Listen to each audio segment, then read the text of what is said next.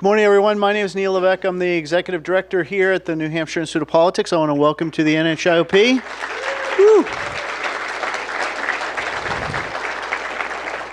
I know it's a quiet season, and many of you haven't been here recently, so well, that's the end of my jokes, if you're not going to laugh. So,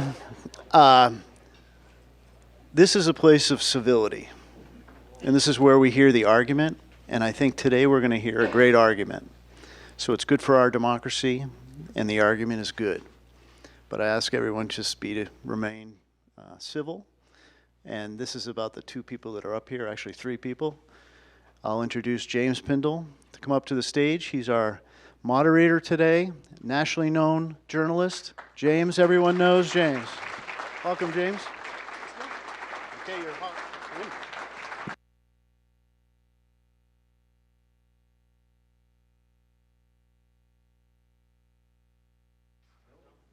Well, you can use this one. I'll lend this to you. Okay, until this $20. works. Okay, $20. Wow, goodness. Well, thank you everyone for showing up. This is going to be a unique moment, and I'm glad we're all participating in it. But I do want to go ahead and just get started. So I want to introduce Republican presidential candidate Vivek Ramaswamy and Congressman Khanna from California. Vivek, you're here. Nice seeing you. How are you? Good to see you. Let's do a little mic check. Are you hot? You want to try it a little bit? 1, 2? 1, 2. Okay. 1, 2. Okay, very good. You guys hear me? All right. Well, thank you, Neil, and thanks to those in the audience and those watching on C-SPAN. We're here because these two gentlemen wanted to face off and have a lofty and possibly intense discussion about America, its role in the world, and the future. And I see my role as a facilitator merely to help them have the debate they want to have. I hope we also step back for a second and just appreciate what we're about to witness, because it's so rare in modern American politics these days. This debate will have 0 commercial breaks. There aren't 9 other people on the stage. We aren't asking the participants to solve Middle East peace, give their guardrails for AI, or solve Social Security in 45 seconds or less. And if I may, we're also going to have the chance to be serious for once and actually flesh out some issues.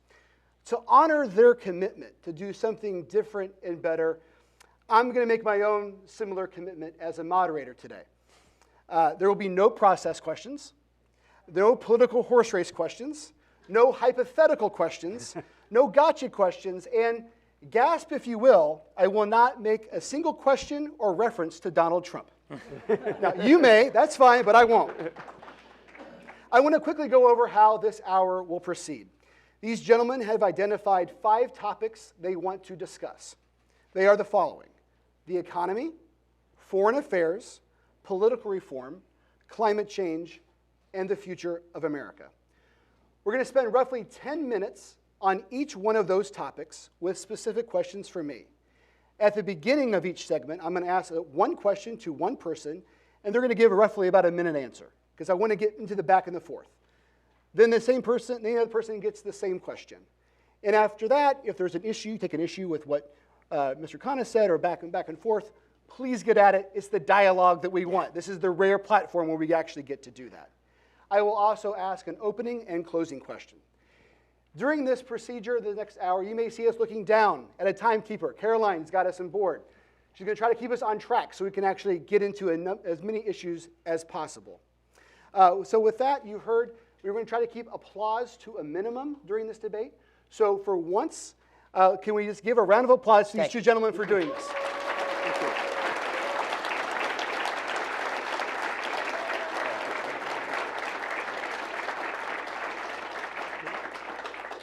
Very good. Hope we got that out of our system. All right, opening question. I'm going to go to you, Mr. Congressman Khanna.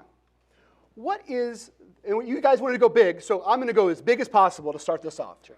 What is the most important thing going on right now, either in America or the world, and why? Well, first, James, let me just say why we're here.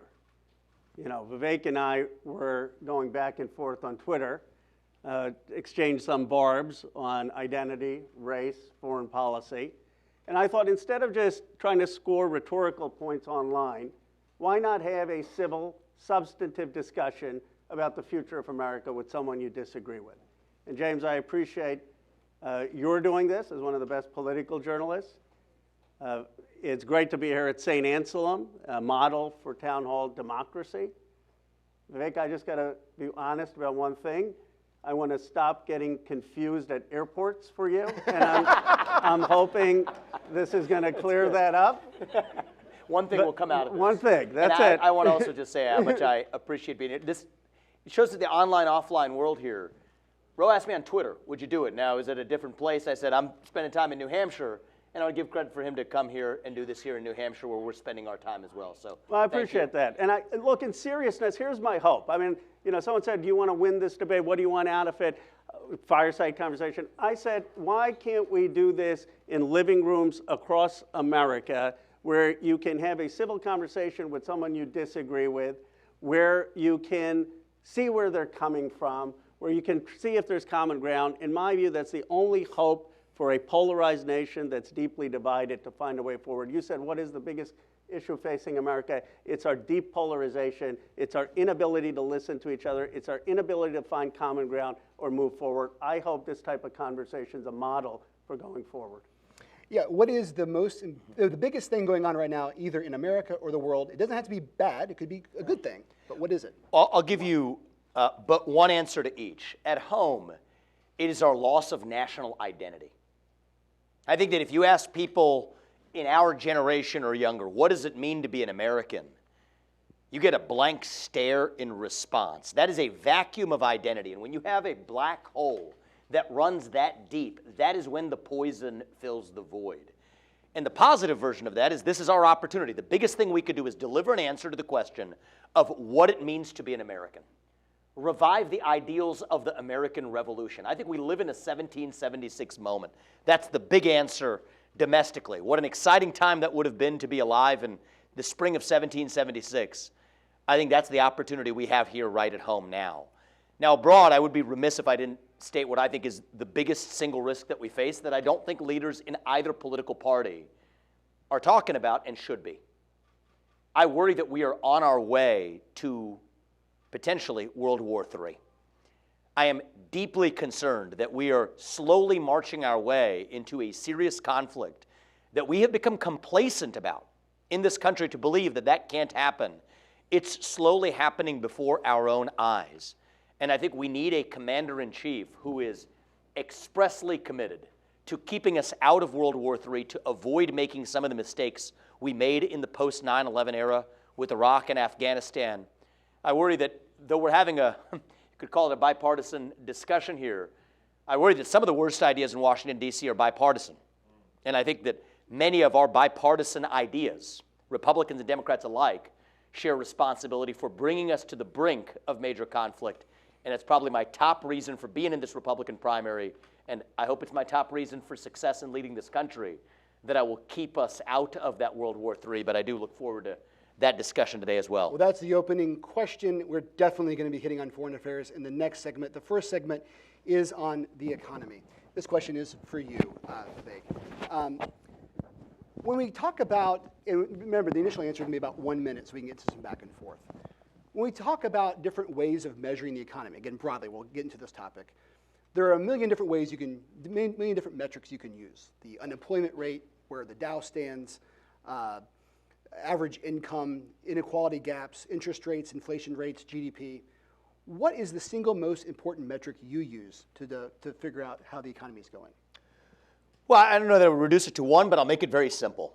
Here's what's wrong with the economy. You get a lot of statistics from the White House that would teach you that, or try to teach you, that, oh, we're doing great in terms of the economy and Bidenomics has been a success. Here's why people don't actually experience that in their life. Prices are going up. Interest rates, that includes mortgage rates to buy a new home or otherwise, mortgage rates are going up, and wages have remained flat. So that's where the struggle actually comes from. What do you do to address it? I think it's not that complicated. Increase the supply of everything that's worth producing in the United States. Increase the supply of energy drill, frack, burn coal, embrace nuclear energy. That brings energy costs down, it drives economic growth. Bring housing costs down by increasing the supply of housing, land use regulations that we need to get rid of so people can build more new homes, grows the economy, brings the price of housing down. Same thing with respect to food. Go down that list. And the net result is going to be economic growth, but the basic obstacle is the administrative state. Those regulations coming from on high have constrained the production of energy, the building of new housing, the production of food. That's driving prices up. It's constraining economic growth. So we know how to do this. We're going to talk about where some of those obstacles actually come from, the climate agenda or elsewhere. But the clear problem is high prices, high interest rates, stagnant wages. Turn that upside down, get the regulatory state out of the way, take the wet blanket off that economy, stop paying people more money to stay at home instead of to go to work. And then the ultimate depressing factor here against the structural issue we face is the $33 trillion national debt, where the interest rates on that national debt are going to become the single largest line item in the federal budget in just a few years. And in this case, I think we need to bring zero-based budgeting. I don't know where you are on this, but zero-based budgeting to Washington, D.C. Start with not last year's budget. Start with zero as the baseline, and then ask what's actually necessary. CEOs like me, that's the way we run our businesses. The federal government or the states have not been run this way in our national history. That gets us out of our economic malaise, and people tend to be more proud of a country when we're making more money in that country. What's the biggest metric for you? James, it's pretty simple. Is the working class and middle class doing better? They've been shafted for the last 40 years. But first, let's talk about the success of this president. I mean, it's objective success. You've had 13 million jobs created, which is the largest ever in any administration. Now, people say, oh, it's a recovery. 70% of those jobs were recovered. I'm glad they were recovered. Yes, 70% of those jobs were recovered, and they were recovered within 2.5 years, and that was because of the American Rescue Plan. But let me just, because we're having this substantive disagreement, identify areas where Vivek and I completely disagree with what I call economic patriotism. The role of the government to rebuild industry, which has been hollowed out in places like Colebrook, in North Country, hollowed out in Berlin, hollowed out in Manchester. We lost textile mills, we lost factories, we lost steel. Why did that happen? It's because other governments were willing to fight for those jobs with government investment. They were willing to say, we are going to put money in with the private sector and labor to build industry. That's how we built America, with Hamilton, with Lincoln, with FDR. That's what we're doing with the CHIPS Act to bring semiconductors. I know you're passionate about semiconductors. That's how we're getting semiconductors back into Ohio. Now, for the Republicans, and some of this you've adopted, they see any problem and they say, let's cut taxes.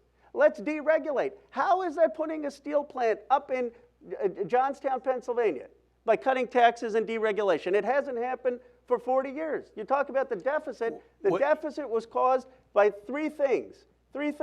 It was caused by Reagan's tax cuts, Bush's tax cuts, and Trump's tax cuts, and Bush's overseas wars. That's $15 trillion of that deficit. Take that back, start investing in American industry, and that's what's going to have broader economic growth. That's what I call economic patriotism. You talked about patriotism.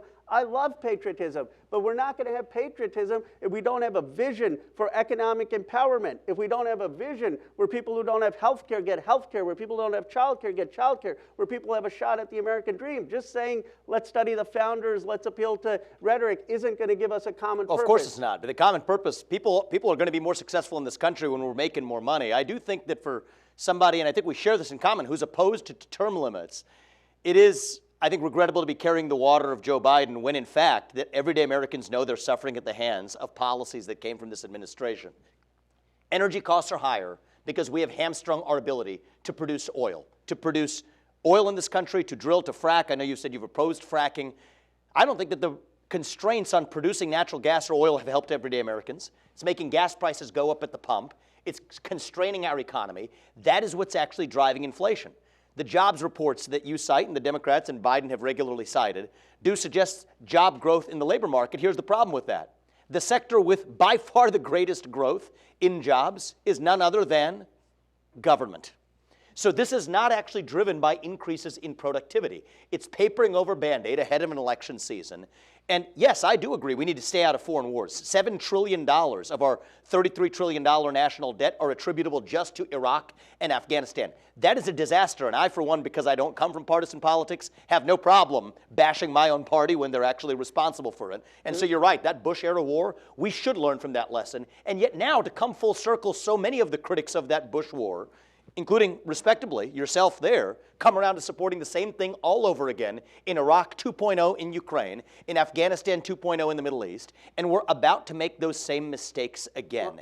And so what it takes is, I think, leaders who think outside of the traditional partisan boxes to say, here's our national debt problem, address it. Here's our economic malaise, address it without those partisan filters. And I think that's going to take a CEO to actually accomplish. As you can tell, my job is to stay out of this and to let you guys talk. This is what you wanted. We are running over time for the first 10 minutes. I do want to do one more question, though, because you obviously both really disagree on this idea, and I want to get into it. One of your proposals on the campaign, I want to ask you about this, Ro, is, Congressman Khanna, Ro is fine. Vivek is fine as well. is to cut the federal bureaucracy by 75%, staffing levels. Why is that a horrible idea? Well, it's a horrible idea because you need the federal government's investments to be able to scale factories. You need it to be able to build. That's how we're building the semiconductor industry. That's how we're building new industries. Now, Vivek said a couple points. First of all, that you want to reverse the tax, the deficit, reverse the tax cuts, reverse the Bush tax cuts, reverse the Trump tax cuts, reverse the Reagan tax cuts. The second point is on economic growth. The economic growth that we're going to get is by investing in our people and investing in our working class. It's not by cutting the Department of Education. You cut the Department of Education here, and look at the impact on public schools in New Hampshire, which already don't rely so deeply on funding for the Department of Education. You cut the Department of Education, and what are you going to tell the kids who get some funding for public college or apprenticeships that already cost too much? And here's I'll tell you what we tell them, because I think this is, and then I'll give you your time. Let me just finish this point on, which I've never understood, because you're a thoughtful guy, obviously, you know, with great education. I've never understood the obsession on fossil fuels, and here's my point. It would be like someone saying, I love the wristwatch, don't give me a smartwatch. I love the flip phone, don't give me a smartphone. Let's talk about fossil fuels in New Hampshire. New Hampshire pays $70 more on its electricity bill than any other New England state. Do you know why? The reason they pay you guys pay $70 more is because you get more of your energy from natural gas. And you don't sit on natural gas. You got to ship it all the way. If you had solar and wind, it actually would be cheaper. It would be saving New Hampshire ratepayers money. So my point is, why not evaluate a technology on its impact? If something is faster and cleaner, use it. No one's saying don't use any fossil fuels. I mean, I drove here. I used fossil fuels. I took a plane we can go to the fossil fuels. I just want to make sure before we go to two topics. I want to get to the administrative state point, though, because this is fundamental. The Department of Education, you have a point to decide. $80 billion of our taxpayer money is going to a federal agency when education is locally administered. So my view is what we need to go in there and do is shut that down and return the $80 billion back to parents and states across this country. So every child and every parent is able to choose where they go to school. Now, I favor school choice on steroids. Here's the dirty little secret in American education. You want to talk about economic empowerment? How about this one? If you're switching from a poorer performing school to a better performing school, 90% of the time that is to a school that spends less money per student. In New York, $40,000 per student per year in a bad public school, $20,000 or less to a better charter school or public school. I think every kid and every parent should be able to take half the difference with them. Put that in the account of the kid. That kid graduates from high school with a $250,000 graduation gift. It's not even close, which is a better head start on the American dream, rather than feeding the teachers' union bureaucracy or feeding the federal employees in Washington, D.C. So my vision is the people we elect to run the government should run the government, not the bureaucrats. We're going to cut 75% of them. Very short. Very short, because I'm a product of public education, and 90% kids go to public education. There's only one thing I would ask people here to read.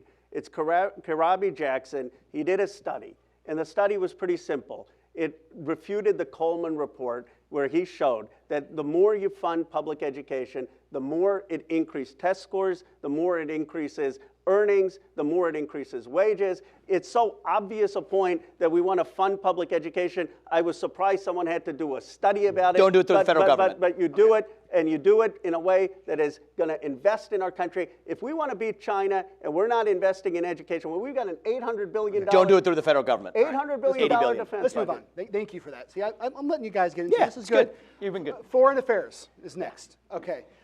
This question is for Congressman Khanna. Some foreign policy doctrines we can put on a bumper sticker. The Monroe Doctrine when it comes to the Western Hemisphere, Obama's pivot to Asia, America First, didn't say his name. George Washington would be his name. Okay, 1796. fair enough. That would be, yeah, fair enough. Okay. Congressman, if you were to simplify your vision of American foreign policy on a bumper sticker, what would it be? Wow, that's a tough question. Responsible engagement. Responsible engagement. And I'll tell you where I think Vivek and I differ, because I want to be on this broad picture.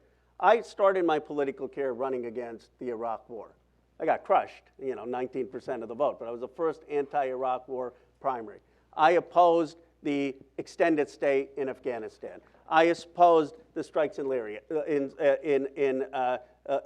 I am not for forays overseas militarily that don't make sense in our strategic interests. And I led, with Bernie Sanders, the effort on the war powers to stop the bombing, supporting the Saudi bombing of Yemen. But that doesn't mean isolationism. That doesn't mean that we should not be involved. We need to be involved in the Middle East. We need to be involved in helping bring peace in the Middle East and having the Palestinians and Israelis involved in restarting the peace process. We need to be involved in the We'll Pacific. get into that. Obviously, we're going to get into that. Bumper sticker. American interests. Here's the answer. I have one moral obligation as a father. It is to my 2 sons and to my family. I have one moral obligation as your next president, and that is to the American citizens here in our homeland, period.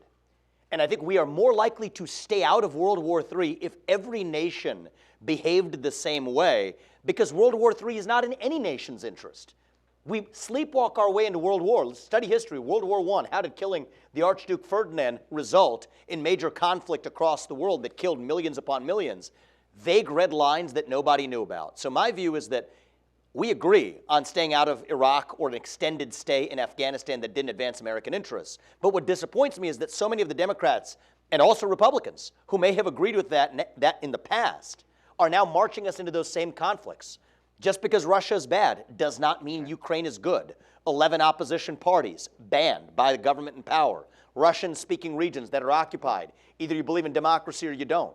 In the Middle East, I worry about another prolonged conflict with U.S. presence. This is not what advances the American interests, especially when our top enemy is actually communist China. So to sum up my foreign policy in a nutshell, be what Reagan said about the USSR, I'll say about China. We win, they lose. That's what this comes down to, but every other conflict from Ukraine to the Middle East that we're bogged down in, that dilutes our focus on what actually threatens the American homeland. Avoid World War III, declare independence from China, and then protect the homeland right here at home in the U.S. from border defenses to cyber and super EMP defenses to missile defenses. That's actually what we're missing, and that's where my focus would be. You want American to interests. Yeah, I want to, because I saw we won't get to other things, but continue. I saw the Republican debate, and I don't want to be like Nikki Haley and just put you down in some way, because I didn't think that was fair. I want to actually engage you to try to understand, convince you of my point of view. American interest requires American leadership. I believe you're sincere about not wanting China to win. I ask you, meet with our CIA director. I know you don't love the agencies, but William Burns is respected across the aisle, and he'll tell you that the biggest deterrent for China today to invade Taiwan is what's happening in Ukraine. So you want us to win and prevent China from invading Taiwan? We need to make sure that Ukraine isn't gobbled up by Putin. Now, so I respectfully disagree. I agree with you on Ukraine. I disagree with you the way we do it. Let me flesh this I out, agree and with you then on I want you the to deterrent. respond, because this is actually a deep difference, and I want to actually engage instead of just saying, oh, someone doesn't know foreign policy. Let's engage on the ideas. Here is the point on Ukraine. If you allow Putin to take some of Ukraine, What are we going to do? Should we say to Xi Jinping, take some of Taiwan and that's going to be okay? Of course not. Now, you want a reverse Nixon strategy. I understand that. But you have to look at the conditions that were there when Nixon did that. The Soviet Union had 39 battalions on China's border. Mao came to Nixon because they were concerned. They had a border war in 1969. I'm well aware of the history. Yeah, so there was a totally different construct. Right now, you've got Putin saying that Xi Jinping and them meeting 42 times, they're best friends. The idea that China is dependent on There's Putin. cracks in the armor. China is dependent on Putin for energy, and the idea that appeasing Putin by giving him some Ukraine is going to get him out of the China alliance and go to the United States is just not realistic. So here's where I think it does take an outsider to bring some sanity to our foreign policy where it's been missing for a very long time. Here's how we're actually paving the way for China to go after Taiwan. Think about this. Put yourself in Xi Jinping's shoes. Right now, Russia and China are in a military alliance with one another. Russia has greater nuclear capabilities and hypersonic They're missiles. They're actually not in a military alliance. Since 2001, there's no formal Russian. Let me finish. Yeah. And because this is an issue I happen to know a lot about. They're running joint military exercises across right off the coast of Alaska. A 2001 treaty of good neighborliness and cooperation. They're treaty bound in a 2001 treaty and a 2022 strategic no limits partnership running joint military exercises today. So now back to the point. Xi Jinping's bet right now is that the U.S. won't want to go to war with two allied nuclear superpowers at the same time. But if we get Russia out of its alliance with China, we have eliminated the single greatest threat to the U.S., that's the Russia-China alliance, and Xi Jinping will have to think twice before he goes after Taiwan. So my view is that we can use the end of the Ukraine war as a chance to do what we should have done long ago, pull Russia apart from China, say that NATO will never admit Ukraine to NATO. That is a commitment that we made back in 1990. James Baker made that to Gorbachev, that NATO would not expand 1 inch past East Germany. We haven't kept that commitment. Keep and honor that commitment, but require in return that Russia and China split up. There are kinks in their armor, and I can talk about what they are. Russia sending weapons to India, to Vietnam, not allowing China to finish a railroad. Okay. There are kinks in that armor. Now is our moment to pull it apart, but it's not going to come from somebody in the establishment of either party. It's going to take an outsider to get that deal done, as I will. We got to move on a little bit quickly. Sure. I want to get very quickly because I do think we've been very quick, but I was trying to help you out. I mean, it's a different vision of foreign policy that may from be both your parties. view, and maybe you disagree with every expert. But every I don't bow the knee to the experts. I think independently about what actually needs to be done. That may be your view. That's what we need in this country. Let me just finish. I just think you should, at some point, get a briefing. Because you have a big platform, get a briefing from William Burns, others. They will tell you that standing up to Putin and not appeasing him is actually the biggest deterrent for Xi Jinping. They've studied this. And the idea that Xi Jinping, who's saying that there's no more intimate friend than Putin, and Putin, who harbors resentment since the end of the Soviet Union with the United States, the idea that we're somehow going to split his friendship with Xi Jinping and get him to be friends with us without compromising every value America has. And with respect, I just don't think that when it comes to a U.S. and we're in different seats here, but when it comes to a U.S. president, I think we need a U.S. president who is purposefully skeptical, listens to the expert class, listens with an open mind, as I do. Listen, actually to be able to, as Nixon did it, we've done plenty of that, but actually I have actual independent grounded knowledge to cut through the BS that comes out of that pro-war bureaucratic state to say, no, this is how we're actually going to advance American interests rather than the interests of the entrenched D.C. bureaucracy. Okay, as you say today, that's going to take a leader from the outside. This is so good. I love this. Good stuff, though. It's great. And I will note we have friends from diplomats from Taiwan in the audience with us coming up from Boston today. Let's pick a less contentious issue, Israel. Mr. Ramaswamy, I hear repeatedly again and again you saying people do not listen to your position. They do not understand your position. So again, mindful of time and other issues, can you quickly get in what should America do as relating to this Israeli-Hamas war? So, being that our time is constrained, I did give a speech at the Republican Jewish Coalition in Las Vegas. I encourage everybody to take a look at that. It is, I think, a more deeply pro-Israel view than you'll hear from anybody in the Republican Party, likely either party, but it's different than the standard party-approved talking points. My view is that Israel has an absolute right to its own national self-defense. That's the answer. That's what David Ben-Gurion, the founder of Israel, the George Washington of Israel, would tell them. Don't depend on the fleeting sympathies of others. And the U.S.'s job is to provide Israel a diplomatic iron dome, to keep the UN or anybody else out of their way so Israel can pursue its own national defense. But without the U.S. getting militarily involved in this war, which is going to be good for neither Israel, which will then be constrained in what it can and can't do, nor for the United States getting our ground troops involved in yet another prolonged no-win war for the U.S. in the Middle East. That's how we keep our lines clear. Be very clear to Iran. Give them an ultimatum. You stay out, we stay out. Let the IDF get an in-and-out job done on its own. And by the way, our bases in Syria and Iraq, where our sons and daughters are sitting as sitting targets, we shouldn't be there in the first place. If we have no strategic reason to be in Iraq or Syria where they told us they were going to get out, actually follow through and get them out so we can focus on the real issues here in our homeland and with China We're going to solve this problem right here. So go ahead, Congressman. Well, I agree in one part with Vivek that after the brutal attacks on the innocent civilians, Israel has the right to go after the Hamas perpetrators. But I heard, maybe it was a viral clip that you were misquoted, and maybe hopefully you'll retract it, because I heard you saying you want the Hamas leaders on stakes and at the Gaza border. And I guess this is if Israel wants to do that, they should be able to do it for the leaders. This is where I think we have a difference just in terms of leadership. You know, you said, oh, I'm carrying the water for Biden. I guess I view the world in more nuance. I was Bernie Sanders' co-chair, but I could say what Biden did well, creating jobs, and what he should do better. And we need that nuance on foreign policy. There was a reason when Barack Obama did the single best thing in getting Osama bin Laden.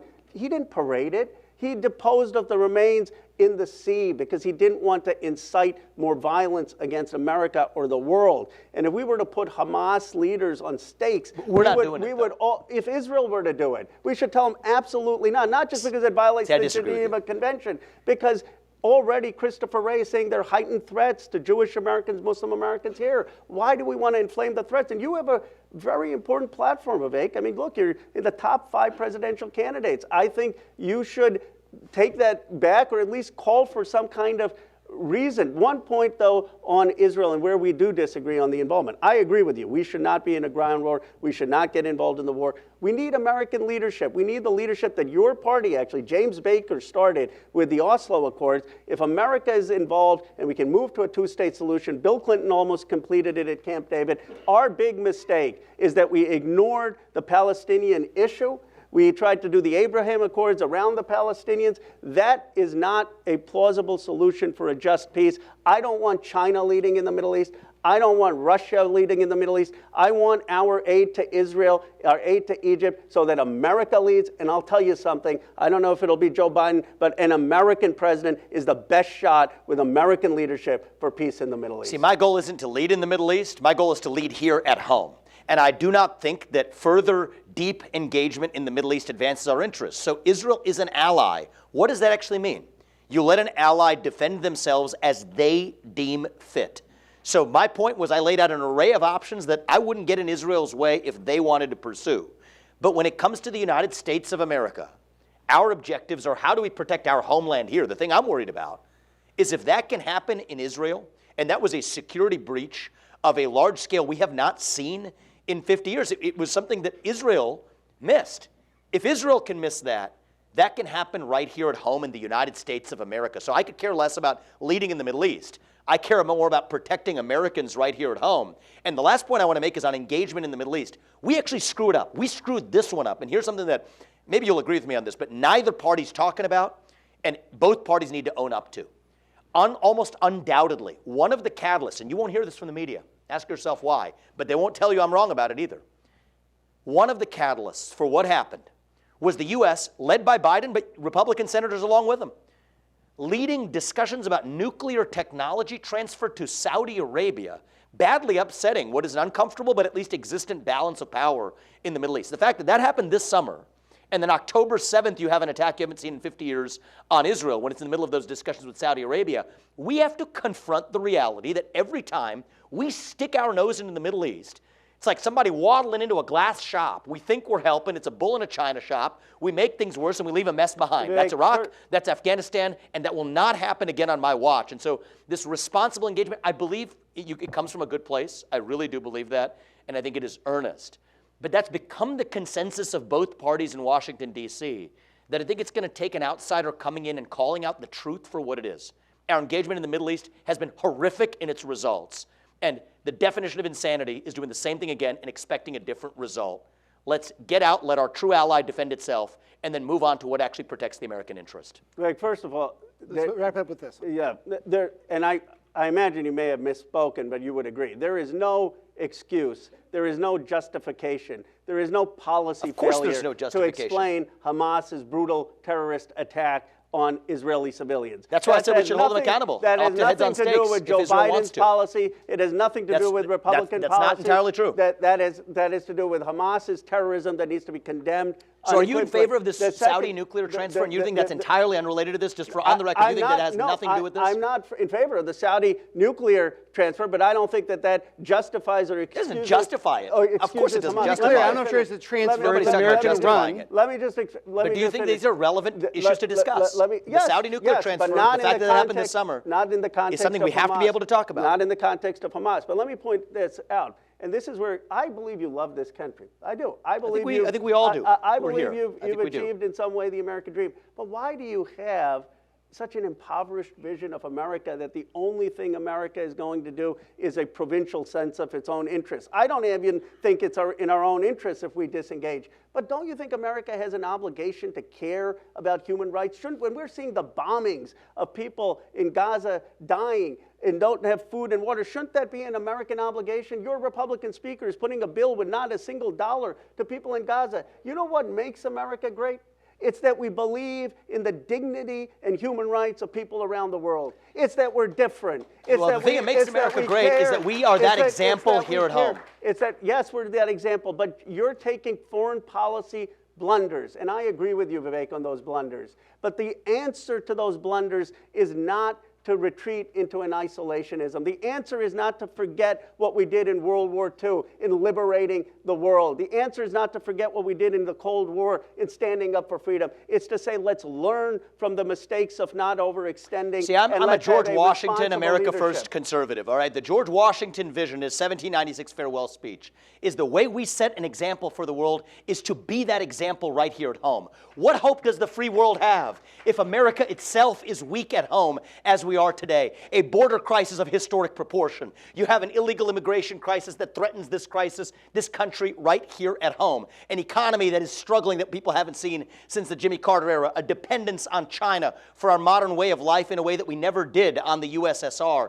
So we need to be that shining city on a hill. The way we do it is by being strong at home, setting that example for the rest of the world. And I Let our guess I'm allies right. defend themselves. That is what makes America Look, I love great, and George that is what Wash- makes America itself, and that is what would make George Washington proud. And that's the standard I use, is whether the founder of this country, if he sees what we're doing today, would he be proud or would he be appalled? Well, I think Washington would be appalled, your point, we'll and we move need to on. make our founding fathers proud again. That's George what I believe. Washington obviously won the Revolutionary War, but the person, this is why maybe you should switch to the Democrats, because the person who did both was FDR.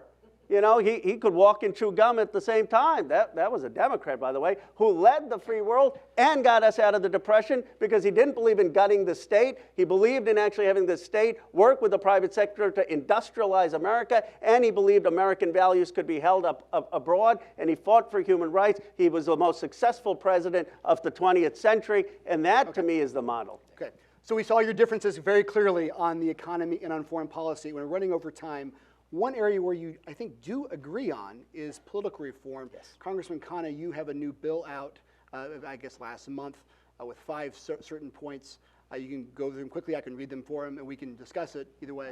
I appreciate it, and I appreciate Vivek's support of this. I think this could be bipartisan. It's pretty simple. Get money out of politics. No PAC money, no lobbyist money, no super PAC. Have members stop stock trading, have term limits, have members of Congress not become lobbyists. You know, I shouldn't be able to be on the Armed Services Committee and then go sit on Raytheon, have some term limits for Supreme Court justices. Now, there's a senator here, a great senator, Senator Jeanne Shaheen, who actually has proposed an amendment, and that's called the Democracy Amendment, that would overturn Citizens United so that you wouldn't have the super PACs that are going and bloodying you up, all the DeSantis super PACs, other super PACs. I'm hoping today maybe you'll support the Shaheen Amendment, because that would get rid of the super PACs, and I appreciate your support for some of the political reform. And Josh Hawley just proposed that as well. Actually, I think this is a great opportunity for true bipartisan reform. Let me just explain to people so these words don't just land on ears. They're designed to sound boring for a reason, but they matter. So the basic way it works in a presidential race is $3,300 per person in a primary. That's not enough to corrupt a presidential candidate. But $33 million is. And most of the money being spent in this primary right now, in the Republican primary, is being spent by super PACs, billionaires that the other candidates are licking the boots of every day. Every politician, I think you've seen this enough, and I'm sure you'll agree with me, basically every politician dances to the tune of their biggest donor. Now, in my case, that biggest donor is me, and that's why I'm able to say this.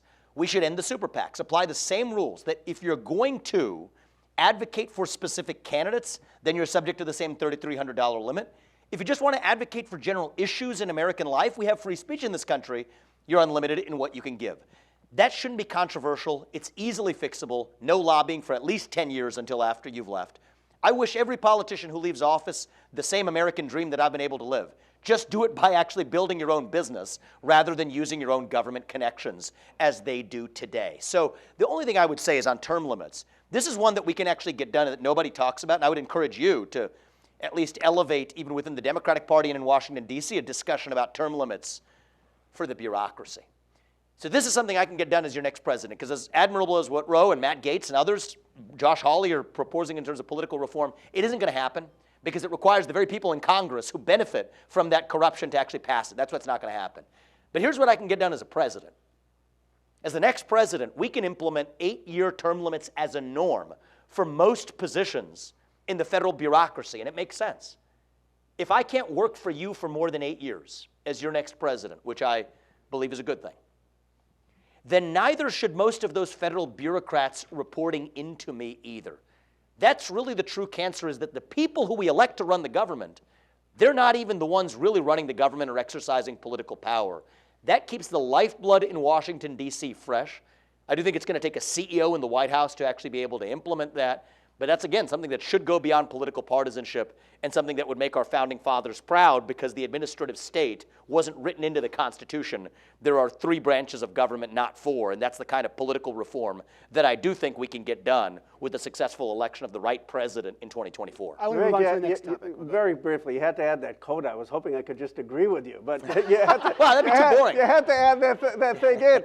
I mean, first of all, Civil service reform is critical. Though, take a look, though, at the Shaheen Amendment, because if you got behind something like that, that would get rid of the super PACs. Here's the thing on the civil service, though. Too many people in this country are beating up civil servants. I know it's not popular to defend congressional staff or staff at the State Department, staff at the Homeland Security. First of all, we need people there more than 8 years to understand what's going on in Ukraine and China. I'll tell you something. I have humility. I've been on the Armed Services Committee. I've been there 7 years. I learned so much for the civil servants. And they're not making the millions and billions of dollars in Silicon Valley that some of my constituents are. They're doing this because they love the country. And I just want to... Individually, they're good people, no doubt about it. I just want to stand up for them because I know it's popular in terms of demonizing them. And I'm not demonizing them, no, because I think it's really important. I'm not demonizing anybody, because then you end up with a false debate. The question is, can a bureaucracy comprised of good people still be wasteful at a scale that leaves Americans holding the bag? And I do not think it's the job of our federal government to provide employment opportunity for millions. They should actually fill the open jobs in the private sector, reduce the size of that federal bureaucracy by 75%, and I think everybody's going to be better off. And that's not a slight against anybody. One line, Vivek, because it's about reviving our government. You spent in Silicon Valley. It was one of my favorite leaders in Silicon Valley said, good leaders take people, recruit great people. Great leaders take people and make them great. What we need is presidents who will inspire the citizens, not the bureaucrats. Federal workforce, and I think they can. When we've had great presidents like John F. Kennedy and FDR and Barack Obama, they've seen that talent and they've inspired them, and they're capable of great things for this Next country. topic you guys wanted to get into was climate. I'm going to start with you, Mr. Ramaswamy. There was a recent poll from Yale and George Mason, by the way, that found that Republican views on climate are shifting, and now 1 out of 3 Republicans think that climate change should be declared a national emergency. Are they right or wrong? I'm not one of those 3 Republicans. Yeah. I disagree with 1 out that. of 3, but yes. So I believe facts matter here. Okay, are global surface temperatures going up? Yes, they are. Is that likely owed to some man-made causes? Likely. However, this is not an existential risk for humanity, and to the contrary, 8 times as many people are going to die this year of cold temperatures rather than warm ones. In the 1970s, the warning of climate change was an ice age. Look at the cover of Newsweek. Today, they warn the other direction. You want to think about the climate disaster-related death rate, the number of people who dies from tornadoes, heat waves, and so on, down by 98% over the last century. Why? Owing to fossil fuels.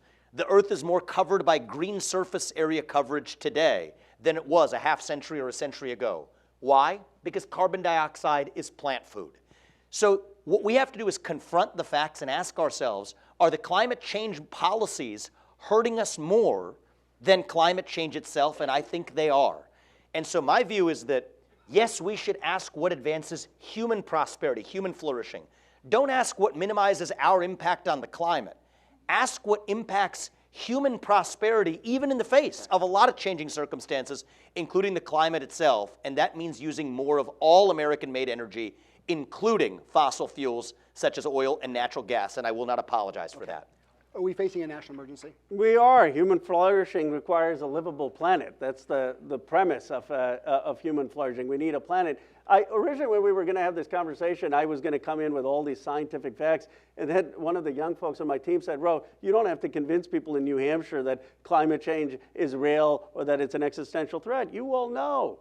You saw the floods in New Hampshire and Vermont. This is not anecdotal, by the way. I've heard you say anecdotal data. The American Scientific has shown through computer modeling that this is extreme weather events are the cause of increasing temperatures. You know what it'll do to New Hampshire. You know what it'll do to tourism here. You think New Hampshire skiing is going to be around? You know what it'll do to dairy farming and productivity. You know what it'll do to your electricity bills. People saw what it did in Maui.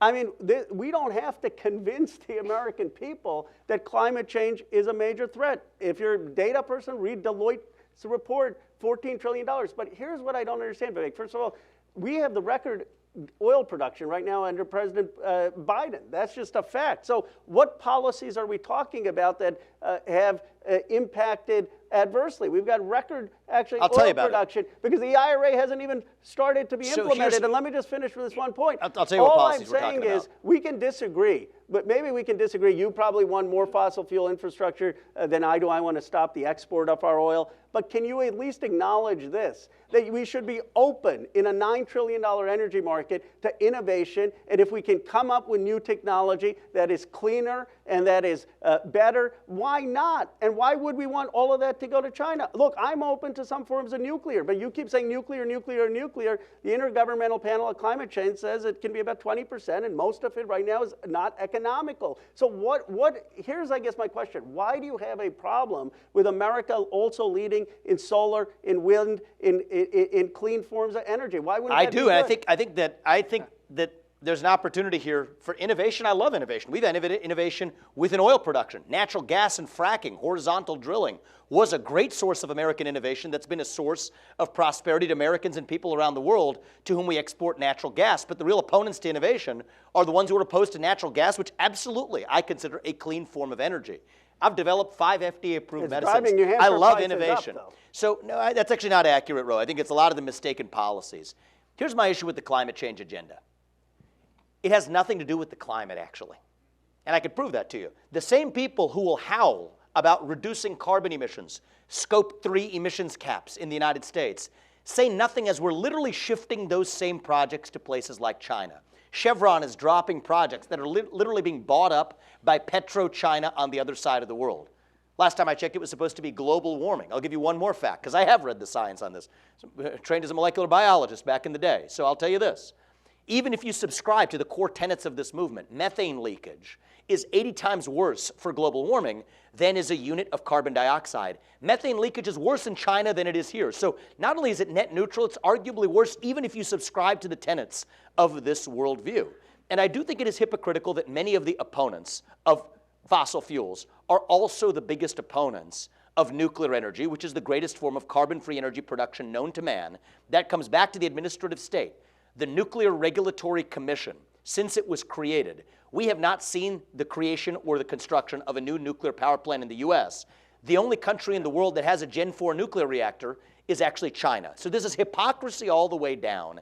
And I think that we have to ask the question of what advances American flourishing, and what advances American flourishing will advance human flourishing, rather than measuring one metric of carbon emissions in the atmosphere. Very quickly, you know, Please, President Biden's Inflation Reduction Act and infrastructure bill actually gives a lot of money to develop nuclear technology and actually helps expedite the permitting. If you read the bills, Which is a net waste as long as you have the Nuclear Regulatory Commission that stops them from No, building it it. actually is. It called for reform of the commission. The problem isn't the regulatory. I mean, it's That is easy. the problem. It's easy to just say, oh, That the is the problem single problem. bureaucrats. The problem is the economics. Well, I'll give you just a couple Let me facts here, 'cause let these me are good just facts finish. you'll I let like. you We gotta finish. move Let me on. just finish. Yeah. The problem is the economics, and I guess my point is their intergovernmental panel of climate change, President Biden, myself, there are a lot of people who believe in climate change who are open to nuclear. And tomorrow, if we had fusion, you know, Elon Musk says we have fusion. It's called the sun. Why don't we just capture it? If we had fusion, great. We've been chasing that holy grail for 50 years. I'm for let's develop all of the alternatives. And I don't see why that's... Yeah, I'm not against that. I'm not against developing any alternative. That's what I'm that's against what government President Biden's Inflation getting in the way. Reduction Act And just a is. fact on the Nuclear Regulatory Commission, because I think this could be useful in Washington, D.C. if you're able to take this fact back. 3 to 5 years was the time it took to construct a new nuclear power plant before the Nuclear Regulatory Commission. That's how long it takes in places like Japan and France today. After that body was created, it's 25 to 40 years. That is to say, impossible in the United States of America. That's not because you all elected congressmen who voted for that policy. It's because somebody who was never elected decided that we don't want nuclear energy in the United States. And so a lot of this agenda has nothing to do with the climate. It is about flogging ourselves in what has become a modern cult, apologizing for our modern way of life. And as your next president, I will not. And I think that's what it's going to take to actually revive this country. Here's why Bro, I already gave you one, man. Okay. If I could we're just- running out of time. Okay. All right. Okay. I want to get to the future of America. Okay. This is the last topic you guys wanted to address. What do you fantasize America looking like in 2050? By 2050, Texas will be the largest populated state in the country. Will be a minority country, a multi-ethnic. Clearly, obviously, I want to note that we have 2 Indian Americans on the stage. American Indians, probably a better way of putting it. And let's say with Kamala Harris and obviously Nikki Haley in the race at the tops of national politics. Asians are the fastest growing segment of the population in the United States. We're obviously deeply polarized. What does the future of America look like? I believe the question goes to you. If you had your way. I'm very hopeful about the future of America. I'm hopeful when I see the young people. I'm hopeful when I think of my own life story. You know, when I was growing up in Bucks County, Pennsylvania, my parents could not have met a staff member to a member of Congress. Today, there are 5 South Asians in the United States Congress. This is a country of progress. But you know what I think we need over the next 10, 20 years? We need an American production renaissance. If we revitalize our economy in this country, if we bring back the new steel that's also going to have lower carbon footprint, if we bring back the modern aluminum production, if we bring new technology jobs to historically black colleges, Hispanic institutes, if we bring economic opportunity to every community so they can build wealth and people can live in places they love, that can make us a preeminent economic leader in which everyone has a stake. And I want for every American the chance this country gave Vivek and I. That's it. You know, I came, my parents weren't poor, they were middle class. My dad was an engineer, my mom was a substitute school teacher.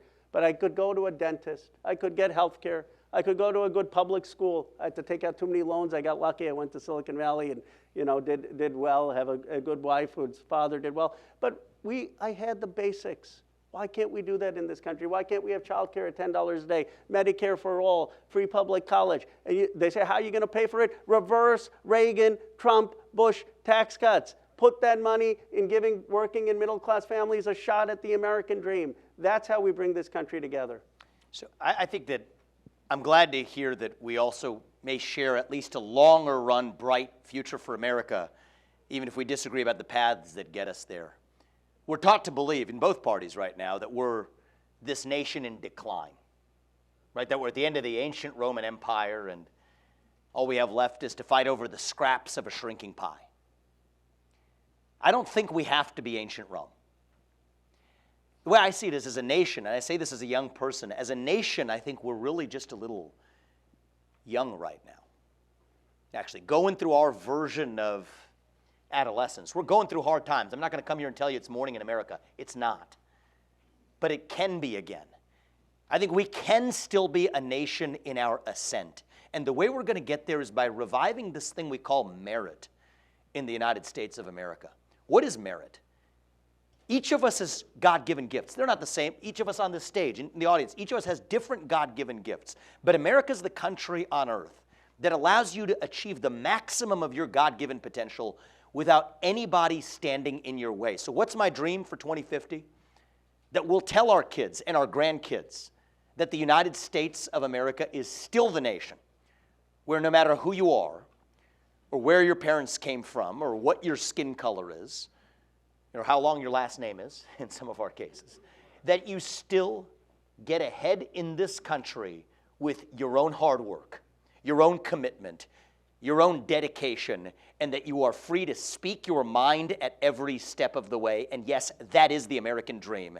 And it is not alive and well, it's alive and on life support right now, but it will be alive and well in 2050 again. I think it can be a lot sooner than that if we all step up and do our part. And so I want to thank you for also engaging in that discussion. I really enjoyed it. Thank you. And We thank you want for one having more us here. close? Thank you. We have one more question, and Yeah. we'll make it short. This has been awesome. This has been really great. I think the audience agrees. It's been awesome. Thank you. Thank you. Thank you. One last few seconds closing statement. What do you want a polarized America to take away from this past hour? So it's interesting. I think we have celebrated our diversity and our differences for so long that we actually forgot all of the ways that we're really the same as Americans, bound by a common set of ideals, right? We both have the same shade of melanin up here on this stage. So what is actually my answer to that question, unless our diversity can be a beautiful thing, but it only matters if there's something greater that unites us across that diversity. Without that, we're just a bunch of two-legged higher mammals walking some geographic space that we call a country, doing what our iPhones told us to do on a given day. That's not America. America is a vision of what that place can be. E pluribus unum means from many, one. And I believe those ideals still exist. Even though I disagree with my friend here on a lot of things, I believe that in his heart, and the people who he represents, and the people who voted for him even, share those basic ideals in common. We might disagree on corporate tax rates or whatever. Those are details. But we agree on the basic rules of the road: meritocracy, free speech, the pursuit of excellence, self-governance over aristocracy. I think most of us in this country do. I'm calling the bluff on the artificial myth of national division. Those of you in the audience are not nearly as divided as the media in the back of this room would teach you to believe that you are.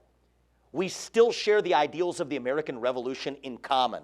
But now it's up to us to move just beyond celebrating diversity and differences to celebrate those ideals that unite us. That is why I'm doing what I'm doing, and I'm optimistic that we will succeed. So thank you. Yes. I appreciate that. I love the media. Machiavelli never criticized those who have the pen. But let me thank you, Vivek, because you've lived up to your terms of keeping this as a civil conversation. I think we need to do more, and it was a risk for you to do this running, and I appreciate your engaging. And James, thank you. I guess where I would say is that I don't think it's history started with you or me, Vivek, and I have the same aspiration, but I also recognize the struggles of race and the struggles of people who have fought for that more perfect union.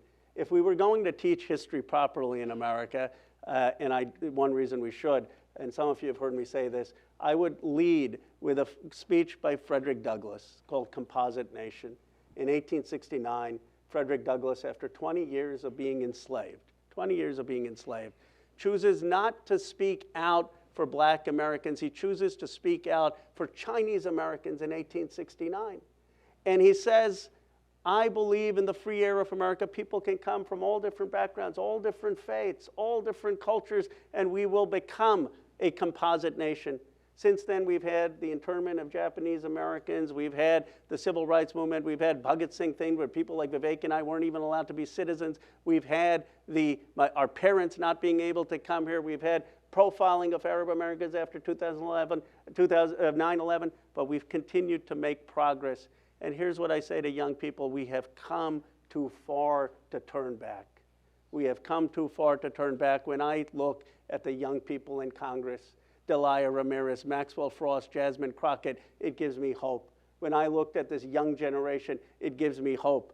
Our work is hard, but our work is to vindicate Douglass's vision of becoming a cohesive multiracial democracy. And the more conversations like this that we have, the better shot we have of doing that. Well, gentlemen, thank you very much. Thank you. Thank you, guys. I appreciate it. Thank you. Good to see Really you. Great appreciate it. discussion. Thank you.